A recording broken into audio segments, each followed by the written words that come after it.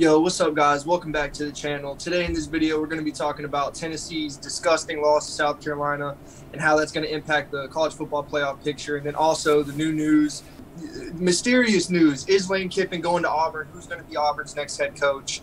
We're going to get into all that. But before we do, I just wanted to say thank you for all the support on our recent videos. We really do appreciate it. I know that we haven't been as active as, we have in recent weeks, but I was down bad, sick, very bad. And no, it was not because Tennessee lost to South Carolina, but that didn't help. But I guess that kind of segues into the first topic of this video. Tennessee, of course, their first night away game against South Carolina, and they got absolutely blown out. It was an embarrassing loss. After that game, it was obvious that Tennessee does not deserve to be in the college football playoffs. But I don't want Tennessee fans to think that I'm bashing on our team. That's not the case. Let's not forget we lost 31 guys when Heupel first, became the head coach. We got Jeremy Banks, a running back, playing linebacker, you know what I'm saying? And now he's causing off-the-field issues in the division in the locker room, which I'll give my inputs on that, and me and Drew will in a minute. But getting back to this game, you cannot go into any SEC game, I don't care if you're playing fucking Vanderbilt, and expect to just walk over a team, okay? Especially when you're playing at home. And that's what it looked like. The defense looked flat the whole game, and I know that it's obvious we don't have a great defense. We run cover one man or man coverage like 30% more than the second most ran man team in the country. So, we're first by a large margin. And, South Carolina, they have some playmakers on the perimeter, but, Shane Beamer just doesn't know how to get the guys the ball, or Spencer Rattler doesn't know how to get the ball to the guys. But, of course, every single player on South Carolina's team had the absolute, best game of their life.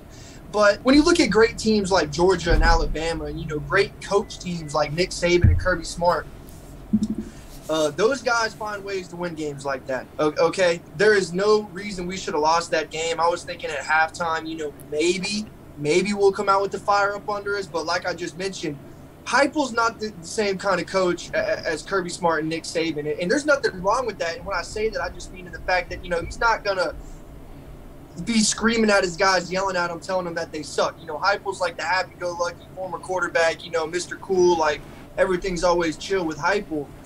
But there's a time and a place for everything, and I love Heupel. I think he's an amazing coach. But coming out of halftime, the team still looks flat, man. My opinion on the defensive coaches, all the way down to the grad assistants, I think they need to have a performance evaluation meeting with the head coach. Seriously. Yeah. And all of their jobs need to be in question, because you cannot have an SEC defense be that pitiful with no sign of getting better. We saw it a little bit, in the middle of the season, after the Alabama stretch, which that win has aged poorly, because it turns out that both us and Alabama are soft as runny baby shit. And you're not going to win the SEC with a soft team. And that, when I look at Tennessee, that's what I see. Hyatt had a bunch of drops. The offense wasn't playing well, and I'm so sick of Jabari Smalls. He's slipping and sliding, tripping on his own two goddamn feet. Put right in. He's by far the best guy. Jabari Smalls cannot make a guy miss. You look at the stat sheet, and yeah, you'd think just by looking at the stats that Jabari Smalls is a great running back, but we talk about it all the time. It's the scheme from Tennessee. They use the splits to spread the safeties out, and we run straight up the middle. There's no safeties to fill their run support. So he's just running scot-free. The second somebody's in front of him and he's got to make a move, he fucking collapses. But Drew, that's my rant. I'm sorry, bro. But no, you're good. You're a Tennessee fan. You got to let it out. Dude, yes. We've watched a bunch of South Carolina games, though, man, and it really sucks because I'm out here calling Spencer Rattler Spencer Rattle, and I'm dissing on Shane Beamer, and then they come out and fucking wax my team. But what are your takeaways from this game? Yeah, I mean, you nailed it spot on with being soft. It's only going to take you so far. Football's played on both sides of the ball. You got to have an offense. You got to have a defense. Look at Oklahoma. All those years they went to the playoffs, all those years in a row. They had the offense to make the playoffs, but to go as far as to win a national title and to be the best at college football, you can't just be playing one side. You can't just have a great offense. You can't just have a great defense. Each side's got to be able to contribute, and Tennessee's defense, I don't know. I think it should have been pretty apparent after the Alabama game where Tennessee gave up 49 points and had to win by 3 that the defense, that there was question marks that needed to be answered there, and I think a lot of people knew that Tennessee's biggest question mark was the defense. Now, if someone would have told me that that defense was really going to get exposed in the South Carolina game, I would have not believed you. Spencer Rattler is not a great quarterback, but what he did, it was a scheme issue for Tennessee. I think it was a motivation issue. Aiden, I'll let you kind of speak on this a little bit more later if you want about the turmoil in the locker room, because I'm not as familiar with it as you might be. Because there was a lot of stuff that apparently happened amongst the team, and it just really seemed like the defense just wasn't trying. I mean, seriously, people can joke about it all they want, but it legitimately looked like there was some problem amongst the defense, psychologically, mentally. And it's just another thing I want to talk about too is number 5 for Tennessee. I can't remember the name off the top of my. Hey, Drew, I'm sorry to cut you off, but don't even worry about learning the dude's name. Like, he's messing up that much. Let him make a play, and you have to be like, oh, what's his name? Nah, he got to earn the right, for me at least, to learn his name, bro, because he's out here talking smack to Shane Beamer, being absolutely disrespectful. Yeah. Not repping the T how it's supposed to be repped, man. Like, we win it, like, it's one thing to talk shit. Like Deion said, he talks shit all the time, but he backs it up. Mm-hmm. You can't be talking crap to the coaching staff, and then Shane Beamer goes right at you with the screen, and you're playing soft, man. And then they test you 2 plays later. They go straight over top of you. Yep. I'm sorry, bro. That number 5, he needs, bro, get him off the team, man. Like, screw Jeremy Banks. Get that kid off the team. I'm sick of him.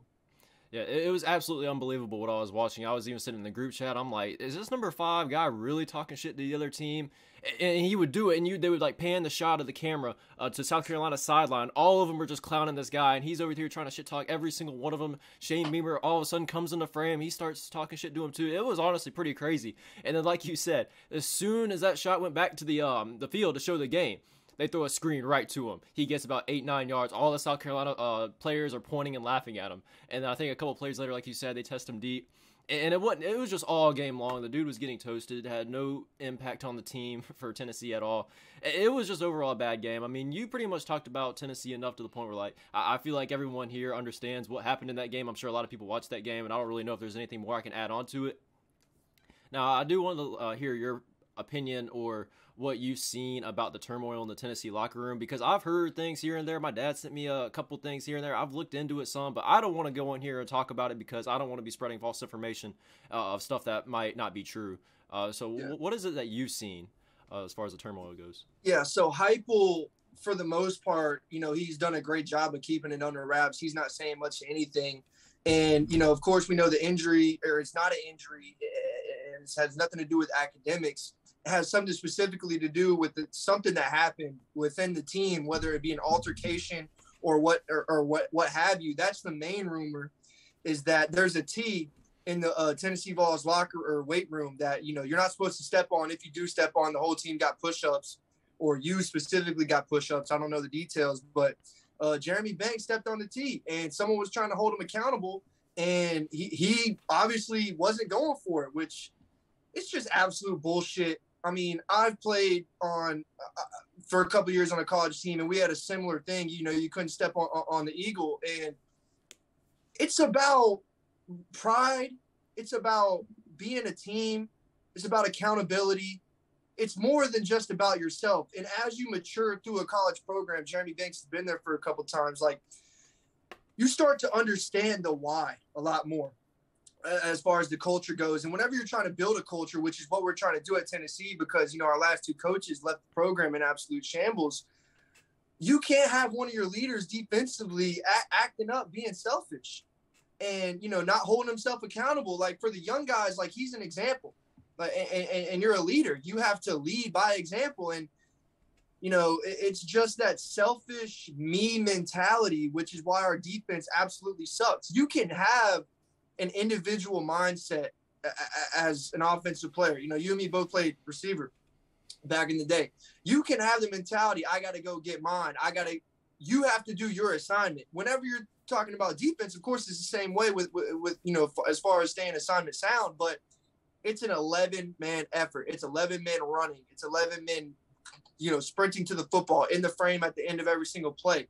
It's the effort that really gets through on the defensive side. And, when you're selfish, going out for yourself, especially from the middle linebacker, man, like the signal caller, like the quarterback of the defense, like, you cannot have that, man. it's just selfish, and it's definitely not beneficial for what we're trying to build at Tennessee. Yeah. And that's what the difference is between the great teams and the good teams. On the great teams, every single player and coach, for that matter, should be held accountable to the same standard. You see it at Georgia and Alabama. There is not one player on Georgia and Alabama that can't be held accountable. There's no player on that team that is too good to not be called out for doing wrong. So until Tennessee, and like you said earlier, Josh Heupel has to get his guys in there. And I mean, you got a culture is really built when you get these freshmen and you keep them through the program all these years. It takes years to develop a culture. Like, look at Florida, for example. There's a lot of guys from that Dan Mullen team. Billy Napier is not going to be able to build a culture and install it in those guys' heads in just 1 year. It's going to take more than 1 year, but until Tennessee's able to develop that culture and Heupel's ever able to get his players to understand that you're not too good to be held accountable, once that happens, I think Tennessee will be a great team. But enough about Tennessee. I feel like we covered them for a decent amount, 11 minutes now. Moving on to the playoff picture now that Tennessee's out. Obviously, I think Tennessee could have went 11-1 and made the playoffs. I still think they would have needed TCU or USC to lose, but that's another thing I want to talk about right now. TCU, I don't know how they keep finding ways to win games. If you guys haven't watched a TCU football game yet, you're missing out. I mean, seriously, it doesn't even matter who the opponent is. Every single team they're going to play, it's going to come down to the last second, the last minute, the last kick. If you guys have not watched TCU football, you need to. But there is a question I kind of wanted to ask you, Waden, and let me talk a little bit about the playoff picture first. So right now, it's Tuesday. The playoff rankings for this week haven't came out yet, but what I'm assuming it's going to be Georgia, Ohio State, Michigan, TCU. I think USC jumps LSU, and then LSU and down 4. So we know Georgia can win or lose the SEC title game, and I think they still get in. Ohio State and Michigan, I think the winner of that has to win to get in, but this is I'm saying that for a reason. One of those teams is getting in for sure. TCU, they win out, they're in. If USC wins out, I think they're in. Now, Aiden, the question I want to point to you is, and this is kind of interesting, say TCU or USC loses. Obviously, the second loss is going to knock them out for playoff contention. And say the playoffs at that point is going to be, say, Georgia, Ohio State, say TCU is the one that wins out, USC loses in that 4th spot. Who would you put in that 4th spot right now? Would you put a one-loss Michigan/Ohio State team with their only loss being to a number 2 ranked team? Or do you think Clemson could potentially win out, go 12-1, and get that 4th spot? I guess the main question for you is, do you think Clemson still has a chance to get in the playoffs? Yeah, definitely. Definitely Clemson still got a chance, with their past record of playoff experience and national championships. And, they do have that one really tough loss to Notre Dame, but other than that, they've ran through everyone else they played. And it's a similar thing with TCU. You can only beat the teams that are in front of you. You know what I'm saying? Clemson's not out here playing one of the toughest schedules, but they did play some teams that were ranked when they played them, and Clemson handled them. So that's all you can ask for as far as Clemson. And when I think about TCU, everybody's talking about the strength of schedule. TCU's not playing anybody. TCU has one of the toughest schedules in college football, okay? The Big 12 is very, very deep. The only reason you don't hear more about these Big 12 teams is because they end up eating themselves, like you say so often on this channel. Same thing with these teams in the Pac-12. They're so evenly matched for the most part, and there's no division, so they're playing everybody.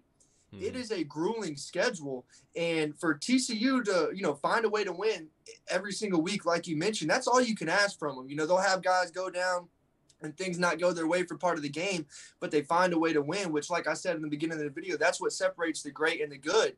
And TCU also has a lot of guys that are going to be playing on Sunday. In my opinion, they got the number 1 receiver prospect. They got one of the best running backs prospects, and they got another receiver. And, of course, their quarterback is an SEC or SECs. He's a Heisman finalist. So they got the weapons. My main concern is just, do they have the firepower to be able to keep up for 4 quarters with a Georgia or an Ohio State? Obviously that's yet to be seen, but I do like TCU. All you can ask them to do is just keep winning, but I do think that they're a dark horse team to maybe do something in this playoffs. But as far as this Big Ten game goes, between Ohio State and Michigan, both teams are top 4 teams. Okay, this Michigan team is outstanding. Okay, and of course it goes without saying this Ohio State team is too. What Jim Knowles has been able to do defensively, Ohio State's defense last year was absolutely abysmal, and this year they've gotten better. Their front seven's playing a lot better. On the back end, they're playing a lot better. They've simplified it a lot more. and it's just allow the guys to go out and maximize their athleticism and just make plays. But it's going to depend on the score of that game. How does that game go? Is it a tough, grinding game, or does Ohio State come out and just run the table with Michigan? And, let's not forget, Michigan has one of the top defenses in college football. That defense is absolutely no joke. So it's going to be interesting to see the offense of Ohio State match up against the defense for Michigan.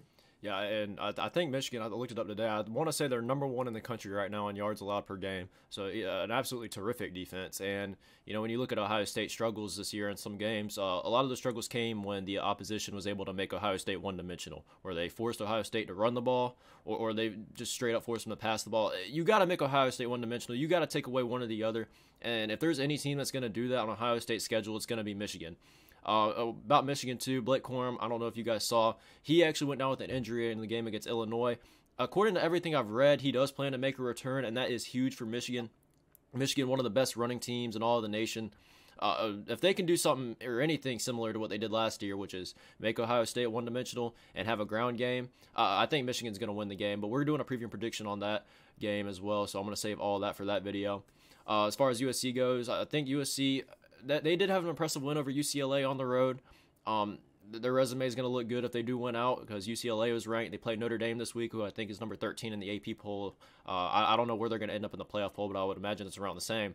And then they have to play the Pac-12 title game. So if they win out, that's 3 ranked wins to end the season. USC's getting in. And there's so many other playoff scenarios I could sit here and talk about, but that'd be another 30 minutes of this video. I mean, you got to think things like, what if LSU beats Georgia, or Clemson loses, or TCU loses and USC loses? It's just a bunch of crazy stuff that could happen. So we're going to keep it as simple as that right now. Last thing I kind of want to talk about in this video, and me and you were talking about it before, about the whole Lane Kiffin going to Auburn. Me personally, I don't know if this is a good hire for Auburn. Lane Kiffin, he's a great offensive mind.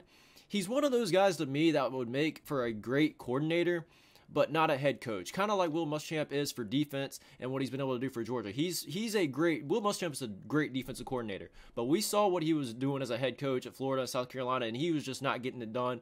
I feel like Lane Kiffin kind of falls in that same boat. And Lane Kiffin's also kind of a loud guy. He draws a lot of attention, so how good would that be for Auburn to get all that attention put on you?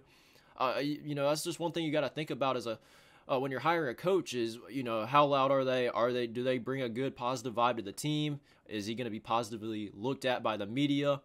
You don't want to hire a guy that's going to put a target on your back. So, and I kind of want to ask you about the whole Lane Kiffin deal. Like I said, great offensive mind, but do you think he is deserving of this Auburn head coaching job? Deserving? I mean, he's done great at Ole Miss so far. He's gotten his guys in. He's done a good job recruiting at Ole Miss. My main vice with Lane Kiffin is he's just wishy-washy, man. Mm-hmm. You can never get a read on the guy. It don't matter how well you know him, it seems like. He's just unpredictable. And like you mentioned, I don't know if I want that from my head coach, the guy who the program is built around. And it's interesting what you say about liking him more as a coordinator than a head coach, because when I think of a comparison for him, I think of Sarkisian, head coach now at Texas, which I think is the exact same thing. Whenever you're a head coach, you're more of a general manager. You know what I'm saying? Just a culture builder, get your guys in, make sure everything's, running smoothly, compared to whenever you're a coordinator, you are hands-on on almost every single level. You know what I'm saying? You can even be down to what you want your coaches running in Indy. There's just so much more control on that side of the ball. You can spend a lot more time, on the attention to detail when you're a coordinator versus when you're a head coach. Now, with that being said, I just said Ole Miss, they were doing great, for the majority of the season. It's going to take them a couple more years, and it's going to be tough. The SEC is getting tougher and tougher, and then we know in a couple years Texas and Oklahoma are coming in. So the talent level in the SEC is continuing to rise, and the competition is continuing to get tougher and tougher, which is crazy because the SEC is the toughest conference in college football. Yeah. As I did say deserving when I asked the question, I don't think that was really the best word. I really meant to say is he really suited for the job, but I think you answered pretty much either way. You made some really good points about that. I don't want to take anything away from Lane Kiffin either. I think Lane Kiffin has done a really good job at Ole Miss. I'm looking at a perspective, is he going to be the guy to get Auburn to the national title in a few years? One thing you have to look at too when you go to Auburn as compared to Ole Miss, I don't think there's as much pressure on you if you're the head coach of Ole Miss to win football games as compared to Auburn. You know, Auburn is historically had some really great seasons, obviously winning national titles with Cam Newton, making it a few years later. Auburn is a prestigious program. I know past years might not show that, but, you know, Lane Kiffin's going to have a tough time in Auburn in terms of recruiting, because not only are you battling Alabama, but Auburn is not that far away from Georgia in that region that Auburn likes to recruit. So, you know, there's going to be a lot more pressure, I think, if Lane Kiffin was to go to Auburn. I think he's going to have more pressure than ever to actually win. And because his name is so popular, I think expectations for him are going to be automatically higher than, say, a Brian Harsin, for example. Anyways, guys, I think that's going to be it for this one. I'm going to wrap it up there. Let us know down below in the comments. We talked about 3 different topics. We want to hear your opinions on all 3. And if you don't want to talk about all 3, just, you know, if you want to pick one, talk about Tennessee. If you want to talk about Lane Kiffin, is Lane Kiffin good for Auburn? Or the playoff picture, what scenarios could happen that are likely that we just didn't talk about? All those things, just leave it down below in the comments. I know we haven't been as active as lately. But we are planning on making a return. Conference championship weekend is coming up. Rivalry weekend is this weekend, so we're going to be posting some preview and predictions. There are some pretty solid games for this week. I hope you guys have a happy Thanksgiving. We won't be posting on Thanksgiving, obviously, but, you know, we'll be back afterwards. And so just be on the lookout for a video tomorrow and Friday. But that's going to be it for this one, guys. See you in the next one.